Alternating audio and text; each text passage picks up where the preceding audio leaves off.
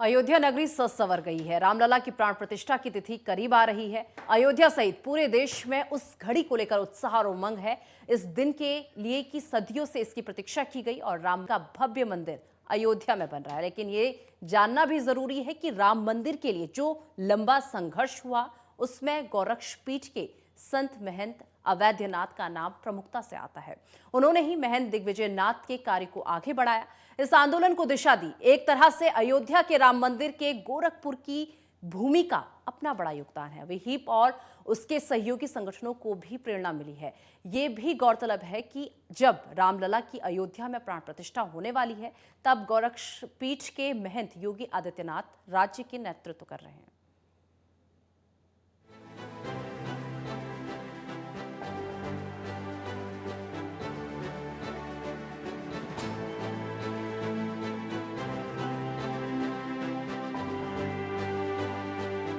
अयोध्या में राम मंदिर के लिए लंबा संघर्ष किया गया। धार्मिक आस्था, भावना और संकल्प से लोगों की मनोरथ पूरी हो रही है। अयोध्या में भव्य राम मंदिर में रामलला की प्राण प्रतिष्ठा हो रही है। अयोध्या नगरी में राम मंदिर का उद्घाटन के लिए लोगों ने सदियों से प्रतीक्षा की। अब लोगों के मन में अपार खुशी है। अयोध्या वासियों के साथ साथ पूरे देश में जनमानस कह रहा है, राम आ रहे हैं। अयोध्या तो पहले से न्यारी थी, अब राम मंदिर के बाद अयोध्या का वैभव और बढ़ गया है। लेकिन इसके पीछे संघर्ष की अथक कहानी है। इसके पीछे बलिदान भी हुए। ये एक पूरा अभियान है। राम मंदिर के लिए किए गए संघर्ष की गाथा से गोरखपुर की पावन भूमि का अपना बड़ा महत्व है। एक तरह से आज के समय में यहीं से राम मंदिर के लिए संघर्ष की पृष्ठभूमि बनी थी। महंत दिग्विजय नाथ को राम मंदिर आंदोलन का सूत्रधार कहा जाता है। महंत दिग्विजय नाथ और हिंदू महासभा के विनायक दामोदर सावरकर ने सन 1949 में अयोध्या के विवादित स्थल पर रामलला की मूर्ति स्थापित की थी। इस घटना ने बहुत तूल पकड़ा। ढांचे के अंदर रामलला की मूर्ति रखना आसान नहीं था। ये नए युग में लोगों का ध्यान इस तरफ खींचने की कोशिश थी कि अयोध्या में राम मंदिर की स्थापना होनी चाहिए। इस समय अखिल भारतीय रामायण महासभा मंदिर की देखरेख कर रही थी। महंत दिग्विजय नाथ के ब्रह्मलीन होने के बाद महंत अवैधनाथ ने इस संघर्ष को आगे बढ़ाया। महंत दिग्विजय नाथ ने 1969 में समाधि ली थी। उनके बाद गोरक्ष पीठाधीश्वर बनने के साथ ही महंत अवैधनाथ ने राम मंदिर के आंदोलन को धार दी।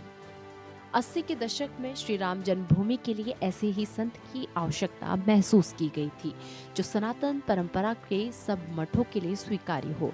महंत अवैधनाथ गोरक्ष पीठ न्यास के प्रमुख थे। उन्होंने इस आंदोलन के लिए अपना पूरा जीवन समर्पित कर दिया। उन्होंने जनमानस को इससे तेजी से जोड़ा। एक तरह से उनके नेतृत्व में इसके लिए जागृति अभियान चला। 21 जुलाई 1984 को अयोध्या के वाल्मीकि भवन में उन्होंने श्री राम जन्मभूमि आंदोलन का अध्यक्ष चुना गया। मंदिर निर्माण के लिए महंत अवैधनाथ ने सरयू तट से राज्य की राजधानी लखनऊ तक धर्म यात्रा निकाली थी। इसने लोगों में राम मंदिर के निर्माण की भावना को जगाया। महंत अवैधनाथ ने देश के सभी पंथों के शैव, वैष्णव आदि धर्मचारियों को एक मंच पर लाकर श्री राम जन्मभूमि यज्ञ समिति का गठन किया। हजरत महल उद्यान में इस आयोजन को लोग आज भी याद करते हैं। बड़ा जनसैलाब उमड़ा था। ये राम मंदिर बनाने के लिए प्रतिज्ञा लेने का स्थल बना। लोगों ने यहाँ प्रतिज्ञा की थी कि वो राम मंदिर के निर्माण के लिए अथक संघर्ष करेंगे। यहीं से राम मंदिर आंदोलन को राष्ट्रीय स्तर पर फैलाने की शुरुआत हुई। महंत अवैधनाथ ने इस दिशा में बहुत काम किया। उन्होंने हिंदू धर्म से जुड़े अनेक संगठनों को प्रेरित किया। धीरे धीरे जागृति फैली। गोरक्ष पीठ से ये आवाज उठी और पूरे देश भर में फैली। श्री राम मंदिर मुक्ति के लिए 1986 में फैजाबाद के जिला जल ने हिंदुओं की प्रार्थनाओं करने के लिए विवादित मस्जिद के दरवाजों पर लगा ताला खोलने का आदेश दिया था। तो ताला खोलने के लिए महंत अवैधनाथ वहां मौजूद थे। 1989 में महंत अवैधनाथ ने मंदिर को मुद्दा बनाकर ही लोकसभा का चुनाव लड़ा था। एक तरह से वह हिंदू संत समाज के प्रतिनिधि के रूप में अपनी आवाज उठाई। उनके नेतृत्व में एक प्रतिनिधि मंडल पीएम नरसिम्हा राव से मिला था। बाद में उन्होंने कहा कि राजनीतिक परिवर्तन के बिना लक्ष्य की प्राप्ति नहीं कर सकते।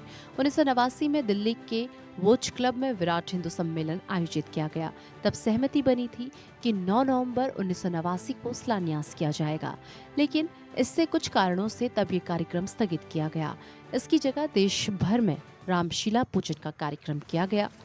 दिल्ली में 5वीं धर्म संसद में महंत अवैधनाथ ने हुकार भरी कि पूर्वाग्रह की वजह से ये मुद्दा हल नहीं रहा और इसके कुछ समय बाद पीएम नरसिम्हा राव ने उन्हें बातचीत के लिए आमंत्रित किया था।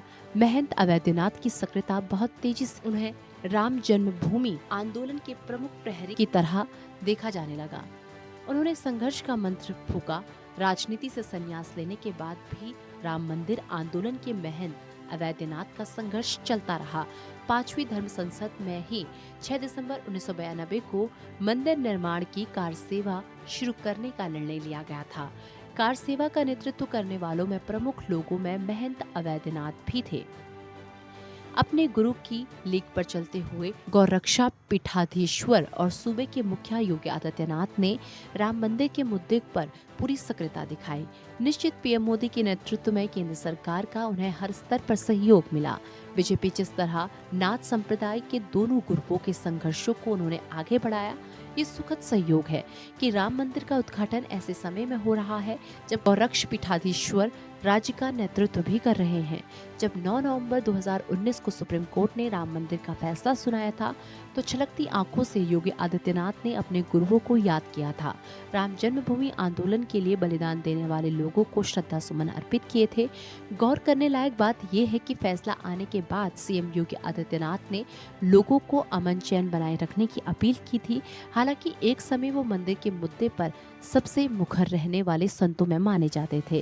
गोरखनाथ मठ की 3 पीढ़ियां जिस राम मंदिर आंदोलन से जुड़ी, उनकी परंपरा का एक संत इसके बाद अयोध्या में भव्य राम मंदिर बनाने की दिशा में सक्रिय हो गया। मन में यही कल्पना रही कि अयोध्या में भव्य आकर्षण और दिव्य मंदिर बने, यहाँ कण कण प्रकाशवान हो। आखिर वो घड़ी आ गई और अयोध्या की पावन भूमि में श्री राम आ रहे हैं। अयोध्या नगरी धर्म, आध्यात्म, संस्कृति के साथ साथ विकास का भी केंद्र बनेगी। राम मंदिर आंदोलन में गौरक्ष पीठ का ये संबंध अद्भुत है। राम मंदिर के मुद्दे को स्वर देने वाले इन महंतों को प्रणाम है। 500 बाद राम अपने दिव्य भवन में विराजमान होंगे। अयोध्या और सरयू भाव विह्वल हैं। राम आराध्य हैं। देश दुनिया में हर किसी के लिए ये बेहद भावुक और अनमोल क्षण है। आज की पीढ़ी के लिए ये महत्वपूर्ण है कि वो राम मंदिर की स्थापना और प्राण प्रतिष्ठा होते देख रही हैं।